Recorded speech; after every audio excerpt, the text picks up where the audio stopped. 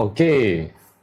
Ini satu berita yang menarik di mana pemuda PKR ataupun AMK Selangor mencabar pihak PAS untuk menyediakan bajet alternatif. Dalam berita ni katakan buat bajet alternatif pun malas, tapi ada cita-cita nak ambil Selangor. Okey, kita nak fokus kepada cadangan ataupun kritikan AMK ni tentang bajet alternatif. Penting ke belanjawan alternatif ni? So, kita semak dulu sejarah. Sebenarnya bajet alternatif ni tidak ada dalam sistem demokrasi, especially di Malaysia. Tetapi dia pertama kali dia muncul dibuat oleh DAP suatu masa dulu. Kalau tak silap saya sekitar 2007-2008 sebelum PRU ke-12. So dalam bajet tu sebenarnya dia hanya memberi persepsi bahawa satu-satu parti yang bertanding dalam pilihan raya tu bersedia untuk jadi kerajaan. Itu sahaja. Dalam bajet alternatif ni tidak dijelaskan secara detail apa kerajaan baharu atau parti baharu tu mampu buat. Kemudian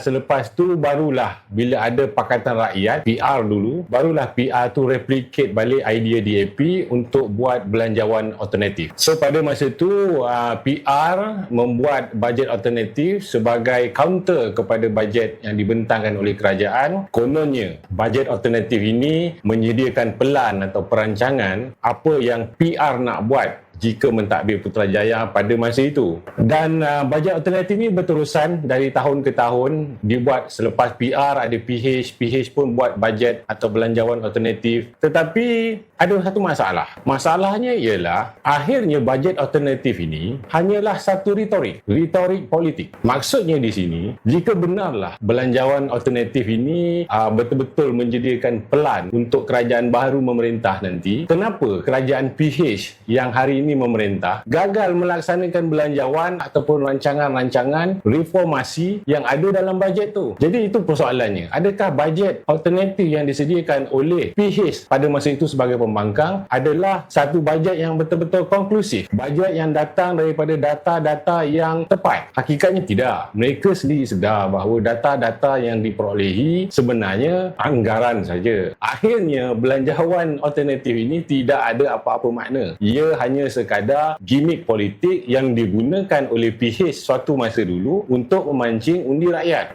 Jadi dalam teori MBI kali ini saya nak jelaskan simple aja. Rakyat tidak mengharapkan bajet alternatif daripada mana-mana parti. Yang rakyat mahukan ialah tawaran dasar alternatif yang boleh dibuat dan dibuat dengan segera. Itu yang rakyat mahukan.